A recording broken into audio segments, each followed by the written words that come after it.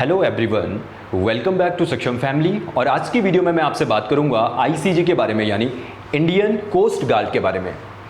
अगर आपने अभी जस्ट 12th पास किया है, अगर आपकी उम्र है 22 ईयर्स और अगर आपको कम समय में गवर्नमेंट जॉब लेनी है, अगर आप डिफेंस में जाना चाहते हैं तो कोस्ट गार्ड आपके लिए एक बहुत बेहतरीन करियर ऑप्शन हो सकता है, बशर्ते कि आप लोगों को इसके बारे में पता हो और आप लोग इसमें अगर थोड़ी मेहनत कर लें, 5 to 6 मंथ की अगर आप इसमें मेहनत कर लें तो आप लोग गवर्नमेंट जॉब ले सकते हैं, आप इजीली कोस्ट गार्ड आप बन सकते हैं। तो कोस्ट गार्ड के बारे में मैं इस वीडियो के थ्रू आपको सारी चीज़ें बताने वाला हूं कि इसका एलिजिबिलिटी क्राइटेरिया क्या होता है, यहाँ पे आप कैसे एंटर हो सकते हैं, आपके पास कौन कौन से यहाँ पे सब्जेक्ट्स आते हैं, कैसा इसका एग्जाम का पैटर्न होता है, वो सारी बातें मैं आपको इस वीडियो के थ्रू बताने वाला हूँ।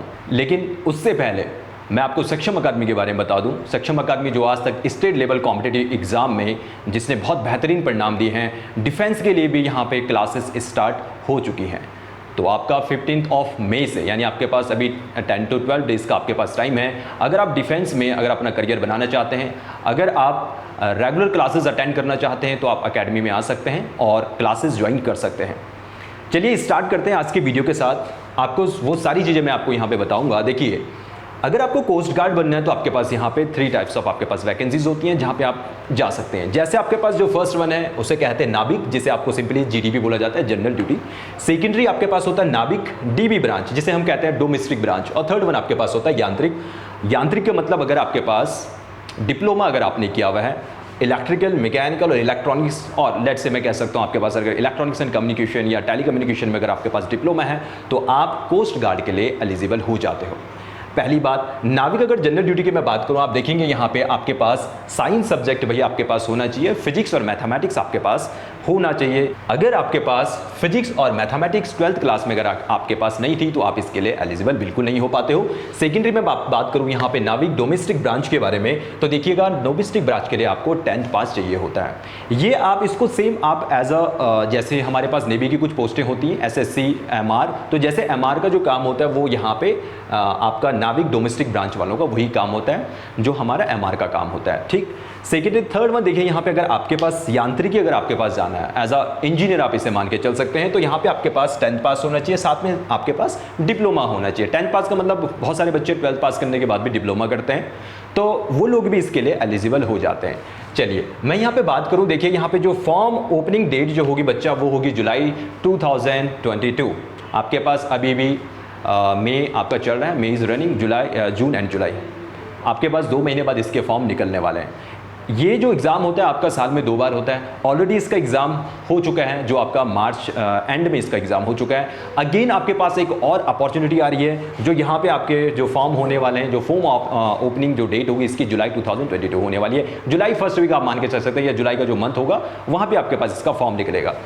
अब इसमें देखिएगा आप, अगर नाविक जीडी की मैं बात करूं तो आपको इसमें क्वालिफिकेशन क्या चाहिए होती है, जैसे कि मैंने आपको बताया 12th पास आपके पास होना चाहिए, साथ ही साथ में आपका यहाँ पे फिजिक्स और मैथ्स आपके पास सब्जेक्ट्स होना चाहिए। सेकेंडरी अगर आप इसमें ध्यान देंगे तो इसका जो एज क्राइटेरिया है बच्चा वो है 1 फरवरी 2021 टू 31 जनवरी 2005, यानी अगर आप इस एज क्राइटेरिया के अंदर लाइक कर रहे हैं तो आप इसके लिए एलिजिबल हो जाते हैं। सेकेंडरी में यहाँ पे बात करूंगा नाविक डीबी के बारे में। नाविक dB domestic branch, simple 10th पास आपको यहाँ पे चाहिए होता है। इसकी अगर मैं क्वालिफिकेशन की बात करूँ तो देखिए यहाँ पे जो क्वालिफिकेशन इसका मांगते हैं वो मांगते हैं सिंपल 10th पास। सेकेंडरी यहाँ पे अगर आप देखेंगे एज क्राइटेरिया जो इसका होगा 1 अप्रैल 2001 टू 31 मार्च 2004, यानी 18 से 22 साल आपकी इसमें एज होनी चाहिए। 10th पास आप इसके लिए एलिजिबल हो जाते हैं, आप इसके लिए एक्टिव फॉर्म फिल कर सकते हैं।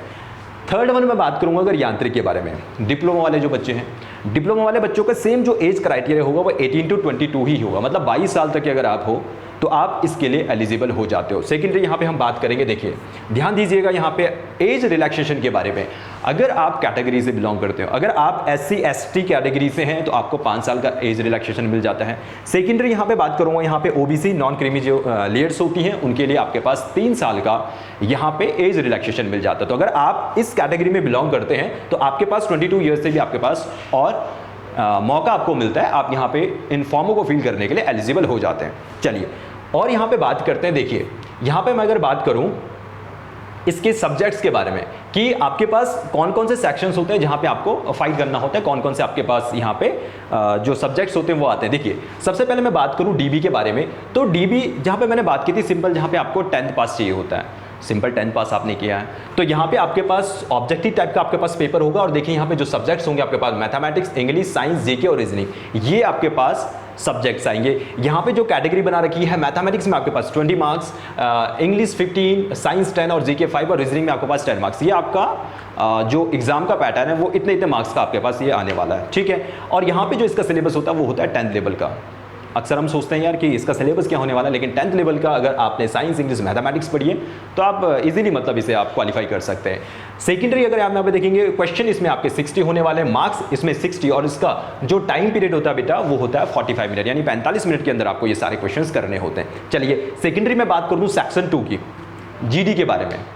यहाँ पे आपके पास जो जीडी है, यहाँ पे आप इसको जैसे हमारे पास जो नेवी होता है, अच्छा एक चीज़ ध्यान दीजिएगा, ये इसको नेवी के अंदर का मत मानिएगा, ये as a security, as a police basically ये काम करते हैं, ठीक है। जो हमारे कोस्ट गार्ड्स होते हैं, इनके अलाउंस हो गए या इनके जो पेंशन्स वगैरह होती हैं या फिर इनकी जो सैलरी होती है, काफ़ी बेहतरीन जो पैकेजेस होते हैं वो यहाँ पे इन्हें मिलते हैं, ठीक है। तो यहाँ पे जैसे वहाँ पे अगर आपको नेवी के बारे में पता है, जिसको नेवी के बारे में नहीं पता, इससे पहले वाला वीडियो अपलोड हो चुका है, आप उस वीडियो को देख सकते हैं। तो वहाँ पर मैंने SSR AA के बारे में बहुत सारी डिटेल्स में आपको जानकारी दे रखी है। तो ये सेम आपके SSR जैसे ही है, ठीक। अब यहाँ पे ध्यान दीजिएगा, यहाँ पे आपको जो जीडी वाले जो होते हैं जिनमें आपको 12th पास चाहिए होता है, इनको मैथमेटिक्स और फिजिक्स आपके पास एक पेपर ये होता है, ये तो आपको देना ही देना है, वो कंपलसरी पेपर होता है। यहाँ पे आपके पास मैथ्स 25 मार्क्स का, फिजिक्स 25 मार्क्स का, 12th लेवल की बेटा यहाँ पे आपके पास ये सब्जेक्ट रहने वाला है। सेकेंडरी यहाँ पे ध्यान दीजिएगा, क्वेश्चन आपके पास 50 होंगे, 50 ये मार्क्स का होगा, आपके पास 30 मिनट का आपके पास समय होगा, 30 मिनट के अंदर आपको क्वेश्चन करने होंगे। एक चीज ध्यान दीजिएगा, ये सेक्शन तो आपको करना ही करना है, बट जो सेक्शन फर्स्ट है आपके पास मैथमेटिक्स, इंग्लिश, साइंस, रीजनिंग, ये भी आपके पास आएगा, यानी आपको यहाँ पे 2 पेपर देने होंगे। ये तो आपको देना ही देना है, सेक्शन फर्स्ट वाला वो तो कंपलसरी है, लेकिन second one is also compulsory for you people, क्योंकि आपके पास यहाँ पे जीडी वाला है और यहाँ पे आपको ये सारी चीजें करनी होती है। थर्ड वन की अगर मैं बात करूँ, यहाँ पे जो बच्चा इंजीनियरिंग करके जा रहा है, वहाँ पे एज अ टेक्निकली आपको सारी चीजें काम करनी है। तो यहाँ पे टेक्निकल जो वर्क होगा, यहाँ पे चाहे मैं बात करूँ इलेक्ट्रिकल, मैकेनिकल, इलेक्ट्रॉनिक्स, अगर आपने डिप्लोमा इन तीनों में से किसी भी सब्जेक्ट में अगर आपने किया है तो आपको भी यहाँ पे जो सेक्शन फर्स्ट है वो आपको देना ही देना है। लेकिन सेकेंडरी बात यहाँ पे ध्यान दीजिएगा, इसमें जो आपका सेकंड पेपर आएगा वो आएगा रिलेटेड टू सब्जेक्ट। अगर आपने इलेक्ट्रिकल से अपना डिप्लोमा किया है तो इलेक्ट्रिकल रिलेटेड आपके पास सब्जेक्ट्स होंगे, मैकेनिकल से अगर आपने किया है तो मैकेनिकल रिलेटेड सब्जेक्ट्स होंगे, इलेक्ट्रॉनिक्स से किया है तो इलेक्ट्रॉनिक्स वाले आपके सब्जेक्ट होंगे। यानी सेम टू सेम आपको सेक्शन फर्स्ट तो देना ही देना है, और आपको सेक्शन थर्ड में आपको जो आपका रिलेटेड टू योर सब्जेक्ट वो भी आपको यहाँ पे देना होगा। यहाँ पे आपके पास जो इस पेपर के लिए मिलेगा, यानी सेकंड पेपर के लिए जो आपके पास समय होता है 15 मार्क्स का आपके पास समय होगा, यानी 50 क्वेश्चन होंगे आपके पास, 50 मार्क्स का होगा, और आपके पास इसमें जो टाइम लिमिट होती है वो होती है 30 मिनट्स की, ठीक। तो यहाँ पे जो सेक्शन 2 और सेक्शन 3 है, इन दोनों के लिए आपको देखो फर्स्ट वाला इसे भी देना है, इन्हें भी देना है, यांत्रिक वालों को भी देना है, जीडी वालों को भी देना है, पहला वाला, और जो आपका इनका सब्जेक्ट है वो तो देना ही देना है। लेकिन ये ऊपर वाले जो हैं डीबी वाले, डोमेस्टिक ब्रांच वाले, इनको केवल एक ही पेपर देना होता है जो आपके पास यहाँ पे गिवन है। 10th लेवल का आपके पास सिलेबस रहेगा, तो ये बहुत बहुत बेहतरीन अपॉर्चुनिटी आप लोगों के पास ये बन जाती है। चलिए अब मैं इसमें बात करता हूँ, देखिए एग्जाम आपने दिया, आप एलिजिबल हो, 22 साल तक अगर आपके पास एज है, एलिजिबल आप हो, आप पेपर दोगे, जो ऑलरेडी मैं यहाँ पे डिस्कस कर चुका हूँ। सेकेंडरी अगर आप देखेंगे यहाँ पे सिलेक्शन प्रोसेस इसका क्या है, फर्स्ट वही रिटन एग्जाम होगा जो ऑलरेडी हम डिस्कस कर चुके हैं। सेकेंडरी इसमें होता है आपका फिजिकल फिटनेस टेस्ट, ठीक है, फिजिकल फिटनेस टेस्ट होगा।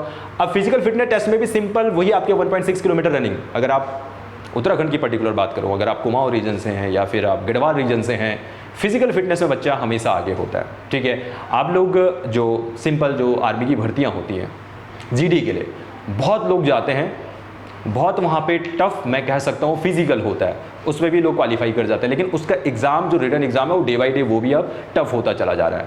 तो वहाँ पे जो है आप लोग बहुत अच्छी मेहनत करते हैं, तो ये फिजिकल निकालना उन लोगों के लिए तो बहुत आसान सा काम है। बस यहाँ पे अगर आप थोड़ा सा अब आपके जो सब्जेक्ट्स है, अगर आप उस सब्जेक्ट्स के ऊपर फोकस कर लोगे तो इजीली आप इसको क्वालिफाई कर सकते हैं। आपके पास फिजिकल फिटनेस टेस्ट, देखिए ये आपको करना ही करना है, 7 मिनट में इतनी किलोमीटर आपको रेस है, आपका 20 स्क्वाट है, उठक बैठक जिसे हम कहते हैं, और 10 आपको यहाँ पे पुशअप करना पड़ेगा। होप सो कि आपको इतनी चीज़ें यहाँ पे समझ में आई होंगी।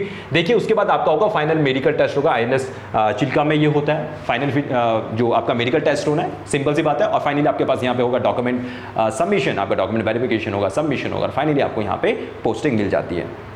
अब इसकी बात करता हूं मैं, टेंटेटिव एग्जाम डेट क्या होने वाली है। मैंने आपको जैसे बताया जुलाई में आपके पास इसका एग्जाम क्या जो फॉर्म है, फॉर्म आपके ओपनिंग हो जाएंगे, फॉर्म खुलेंगे, उसके बाद आपको 5 से 6 महीने का टाइम मिलेगा। और जो इसका एग्जाम होगा, फर्स्ट स्टेज जो होगी आपका यहाँ पे सितंबर मिड या एंड सितंबर, मतलब इसके आसपास होने वाला है। सितंबर मिड में हो सकता है या आपके एंड में हो सकता है, लेकिन सितंबर के आसपास आपका इसका एग्जाम होगा, पहली बात। दूसरी बात, इसका जो सेकेंड स्टेज होगा वो आपका जो सेकंड स्टेज होगा आपका, इसमें मे बी 1 या 2 महीने बाद इसका यहाँ पे सेकंड स्टेज हो जाता है, ठीक है। तो आपके पास समय बहुत कम है। इसी टाइप से नाविक डीबी के लिए भी सेम वही, जीडी के लिए, डीबी के लिए, या फिर मैं बात करूँ यांत्रिक के लिए, आपका जो टाइम है, जो एग्जाम का ड्यूरेशन होने वाला, टाइम होने वाला है, वो आपका सितंबर में ही आएगा, या मिड में आ जाए सितंबर, या सितंबर लास्ट में चले जाए। तो आपके पास यहाँ से हार्डली 6 मंथ का टाइम रहता है, यानी 6 महीने अगर आप इसके लिए बहुत अच्छे से तैयारी कर लें, 6 महीने में अगर आप जो आपके सब्जेक्ट्स हैं जिसके बारे में भी हमने जस्ट डिस्कस किया है, अगर आप इनको बहुत अच्छे से कर लेते हैं तो आप यकीन मानिए बहुत जल्दी, बहुत कम समय में आप एक गवर्नमेंट जॉब ले लेंगे। और अगर आप अपने 6 महीने ऐसे दे देते हो, डेडिकेटेड होकर अगर आप पढ़ाई करते हो, तो मंजिल आपके कदमों में होगी, आप बहुत जल्दी ये वाली जो जॉब है उसको ले सकते हो। तो इस वीडियो में इतना ही, मिलेंगे हम एक और नई वीडियो के साथ, तब तक के लिए bye bye, take care and thanks to all.